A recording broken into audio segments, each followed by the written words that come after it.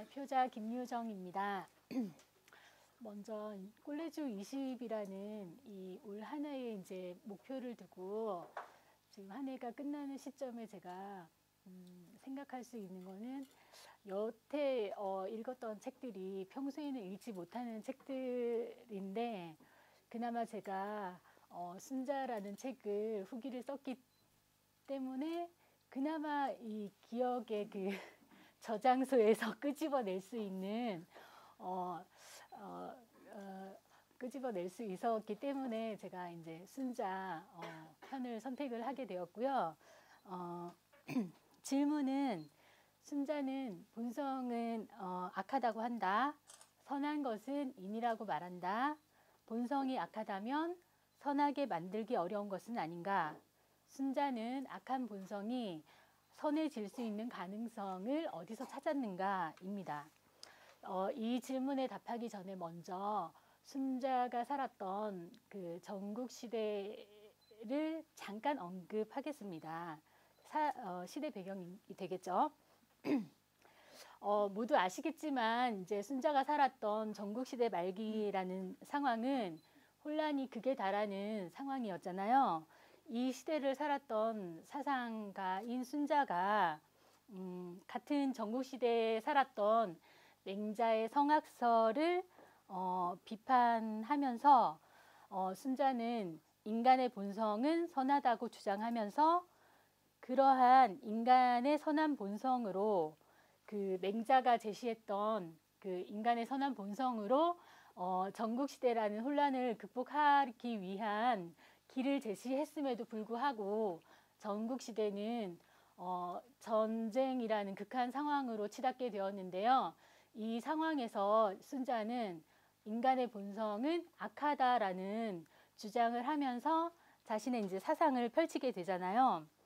그리고 제자백가라는 여러 학설들을 비판을 하면서 전쟁이 점점 극에 치닫게 되는 상황에서도 이 임금과 신하 그리고 국가와 국가, 개인과 개인이 결국에는 서로 다툼을 하고 경쟁을 할 수밖에 없는 이런 상황을 순자가 자신의 그 성선설을 가지고 어떻게 얘기를 하는지 살펴보도록 하겠습니다. 그러면 순자가 얘기하는 사람의 본성은 악하다고 말을 하는데 여기서 말하는 순자의 본성이 악하다는 것은 어떤 의미일까요? 살펴보면 아까 지흥숙 선생님께서도 얘기를 하셔가지고 똑같은 얘기가 반복이 되는데요.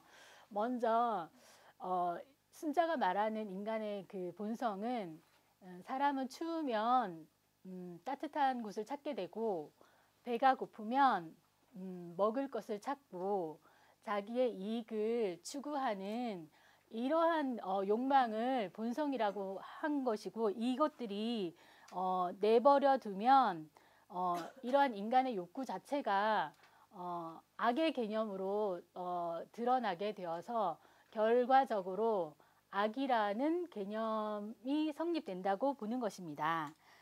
이러한 순자의 본성이 악하다는 개념은 오늘날 우리들이 생각하는 이런 악의 개념과는 다른 의미가 전제된다고 생각을 해야 되겠지요. 그렇다면 순자는 왜 이렇게 사람의 본성을 악하다고 했을까요? 사람의 본성은 타고난 자체는 욕망작용만 있고 이성작용은 드러나 있지 않다는 것입니다. 그래서 이렇게 사람의 본성을 내버려 두면 타인의 이익보다는 자기의 이익만을 추구하게 되고 결국 그러한 자기의 이익을 추구하는 과정에서 다툼이 생기게 되고 그래서 사회가 어지러워지고 나아가서는 개인과 개인, 사회와 사회, 국가와 국가의 대립이라는 상황을 발생시킨다고 본 것이죠.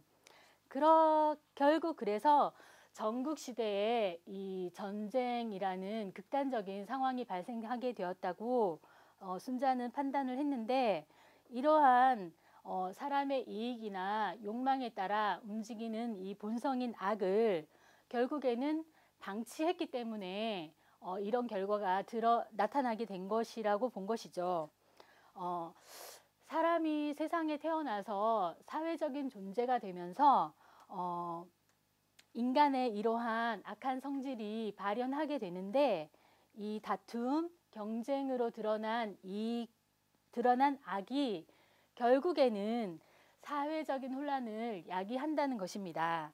그러므로 이 악을 일정한 강제, 교화를 통해서 악을 바로 잡아야 하는데, 이때 필요한 것이 바로 스승, 학문, 예가 되겠지요.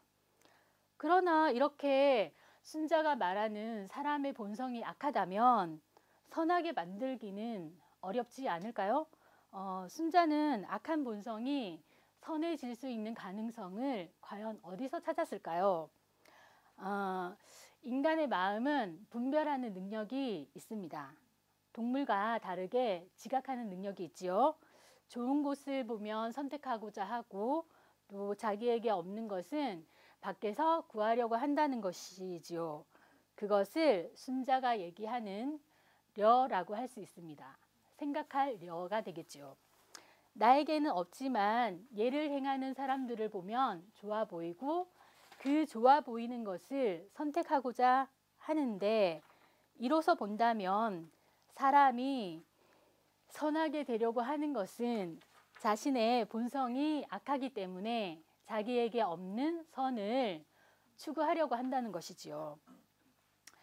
순자는 타고나는 본성은 우리가 어찌할 수 없지만 교화시킬 수는 있다고 생각을 했고, 또 배우고 노력해서 자신이 선택할 수 있는 즉 선의 요소를 인간들이 가지고 있다고 전제를 했습니다. 그래서 배우고 노력해서 사람을 선하게 하는 요소를 바로 작위라고 할 수 있습니다. 이 작위에는 올바른 판단과 행동을 할 수 있는 이런 지각이 전제되고 있고요. 그래서 성인은 본성을 교화시키고 작위를 일으키는데, 작위가 일어나면 예의가 생기고, 예의가 생기면 그것을 바탕으로 법도가 제정된다고 하면서, 이 자기를 통해서 생겨나는 예의와 법도로서 사람을 선하게 만들 수 있다고 했습니다. 사람의 본성은 본래 모두가 같습니다. 교육과 개인의 노력에 의해서 인간은 누구나 소인이 될 수도 있고 성인이 될 수도 있습니다. 즉, 길거리에 어떤 사람이라도 우왕처럼 될 수 있다는 것이지요. 여기서 단순히 사람의 본성은 악하다라는 것에서 그치는 것이 아니라, 사람의 능력을 개발해서 어지러운 세상을 바로잡아 보려는 순자의 이런 적극적인 의지를 우리는 볼 수가 있습니다. 법의 지배가 아닌 그 덕이 있는 군주로 말미암아서 사회 정의를 구현시키고자 한 이 순자의 성악설은 제도보다는 사람을 중심에 두는 그런 윤리론으로 생각해 볼 수 있겠다라는 것이 결론입니다. 그리고 여기서 조금만 더 생각해 볼 문제를 말씀을 드리자면, 순자가 말하는 이 악한 본성을 가진 인간 중에서 어떻게 성인이 출현하게 되었는지 이 부분이 조금 명쾌하지는 않기도 하지만, 순자에 의하면 사람이 이렇게 가만히 있을 때 그런 순간이 찾아온대요. 어떤 순간이냐면, 텅 비어 한결 같으며 고요한 상태의 마음이 있기 때문에 바로 이때가 깨달음의 순간이라고 하더라고요. 그래서 이 상태에서 성인이 출현할 수 있다는 이런 얘기를 하고 있고요. 그래서 인간은 천성적으로 악하게 태어나는 존재가 아니라, 다만 이 사람의 본성은 원래 투박한데, 이 투박함이 사회적인 존재로 그 생활을 하면서 결국에는 이것들이 사회적인 악한 결과를 낳는다는 것이라는 거죠.